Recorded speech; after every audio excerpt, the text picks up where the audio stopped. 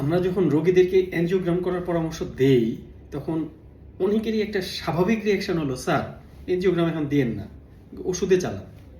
আরে আমি এনজিওগ্রাম না করলে আমি নিশ্চিত হব কি করে আপনার গুরুতর ব্লক নেই? আমি আপনাকে যখন এনজিওগ্রাম করার পরামর্শ দিচ্ছি আপনাকে এটা জানতে হবে অধিকাংশ ক্ষেত্রে আমি গুরুতর ব্লক সন্দেহ করতেছি। কমপক্ষে 70% 80% ব্লক সন্দেহ না করলে আমি আপনাকে এনজিওগ্রাম করতে বলতাম না। আপনি তো আমার কাছে আগে আসেন নাই।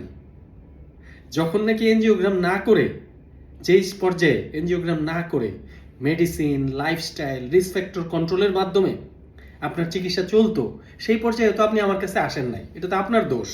আপনি তো যথাসময়ে সঠিক হৃদরোগ বিশেষজ্ঞ চিকিৎসকের পরামর্শ নেন নাই। তো এখন আপনি রোগ বাড়ায় নিয়ে আমার কাছে আসছেন। আমি এখন সন্দেহ করতেছি আপনার গুরুতর ব্লক। এখন তো আমার এনজিওগ্রাম করতে হবে, নাহলে আমি আপনাকে সঠিক চিকিৎসা দিব কিভাবে?